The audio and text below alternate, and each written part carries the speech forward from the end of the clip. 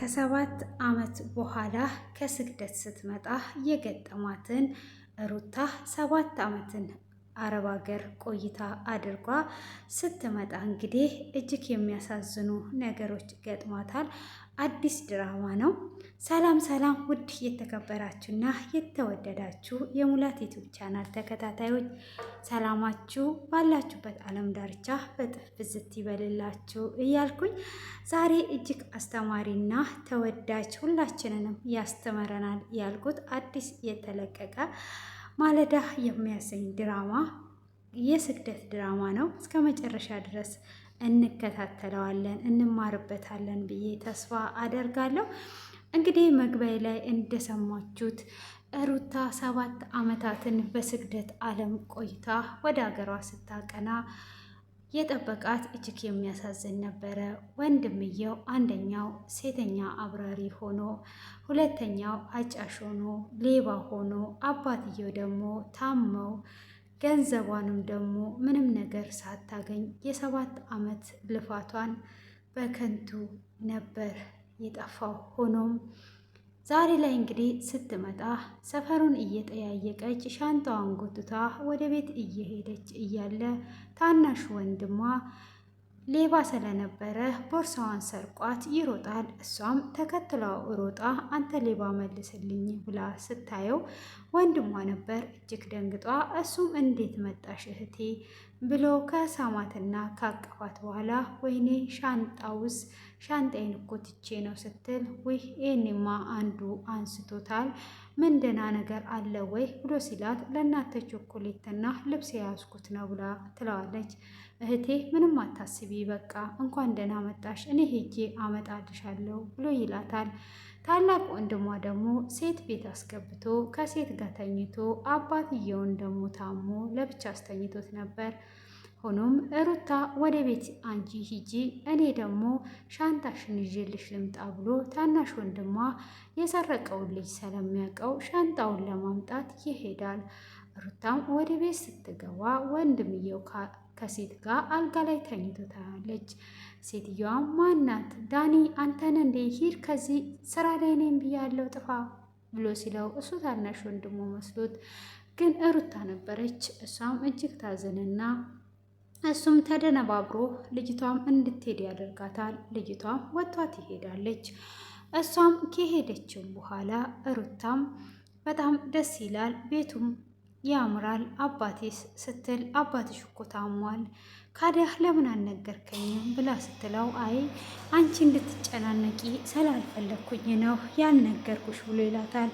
እሷም እንደዛ ሲላት እሺ ወንድሜ እኔ እኮ ብትነግረኝ ኖሮ ጥሩ ነበር፣ ግን ምን ሆኖ ነው ብላ ስትል ስራ ስለበዛበት ነው እንዴ ወንድሜ አንተ ለምን አላገዝከውም ለምን በዛበት ብላ ስትልም አሁን ገብተሽ ማየት ትችያለሽ እና እጮኛክ ደግሞ ደስ ትላለች ብሎ ሲል ለጊዜያዊ ናት የምን እጮኛ ናት ምናምን ይላታል። እሷም ምን እየተካሄደ ነው ብላ ምን ነው ፍዝዛሽ ብሎ ይላታል። እሷ በሀሳቧ እየጠበቀችው ፕሮግራም አድርገው ኬክ ገዝተው እንኳን ደህና መጣሽ ብለው ስቀው ተቀብለዋት ቾኮሌት የታለ እያሏት ሰለሷን ቆይታ ቤቱ ተገዝቶላት ነበር የጠበቀችው።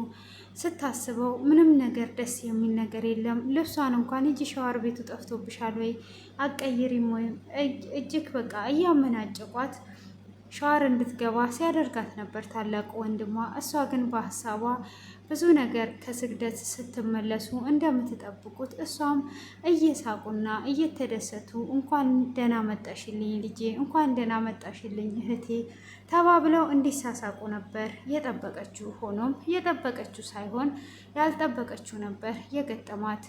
እሷም ስታያቸው ምንም የሚያስደስት ነገር የለም። ሆኖም ታናሽ ወንድሙ ሻንጣውን ይዞ ሲመጣ ደግሞ አሁንም ሰርቀ መጣ፣ ሂድ መልስ፣ ከሰረክም ደህና ነገር ስረቅ፣ ስትለብስም ደህና ነገር ልበስ፣ ምንድነው ደግሞ ያጭስከው ብሎ ወንድምየውን እያመነጫጨቀው በጥፊ ሲመታው ትሰማለች። እሷ ምን ሆናችሁ ነው ምን ተፈጥሮ ነው ብላ ስትል አይ የታላቅ ወንድም ቁጣ ነው ሲል ሻንጣውን አውጣ ሲለውም እሱ አላወጣም እያለ ነበር። ሻንጣዬን ይዛልኝ መጣ ወንድሜ አመሰግናለሁ ብላ ትለዋለች። እሷም እንደዛ በምትለው ሰዓት እንዴ ያንቺ ነበር እንዴ ሻንጣው? ይቅርታ በቃ ወንድሜ ይለዋል።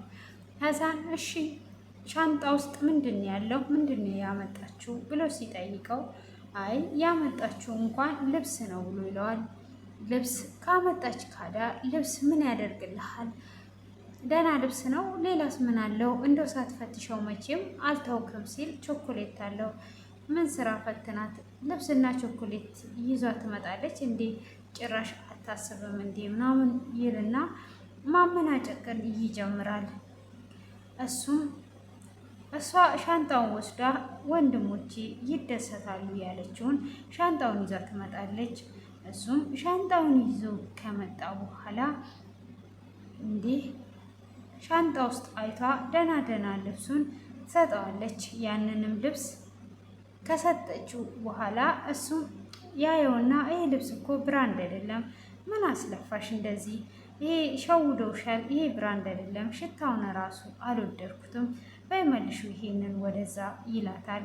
ታናሽ ወንድምየው ደግሞ እሺ እህቴ ደስ ብሎኛል፣ አመሰግናለሁ፣ በቃ እለብሰዋለሁ ብሎ ልብሱንም ወስዶ ይለብሳል።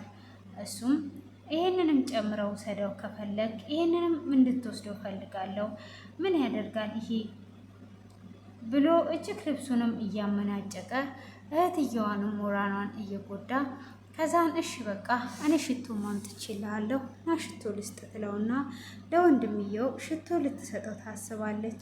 እሱም እንደዛ በሚያደርጋትም ሰዓት እሷም ትውት ታደርግና ያንን ሽቶውን ውስጥ አስገብታ ትሰጠዋለች። አባትየዋ ጋም ስትሄድ አባትየው ታሟል።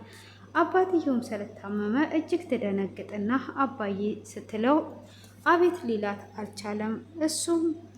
እሷ ወደ ውስጥ እንደገባች ይኸው ልጅ መጥታለች፣ ግን ምንም ነገር እንዳትናገር ምንም ነገር እንዳይፈጠር ብሎ ይለዋል።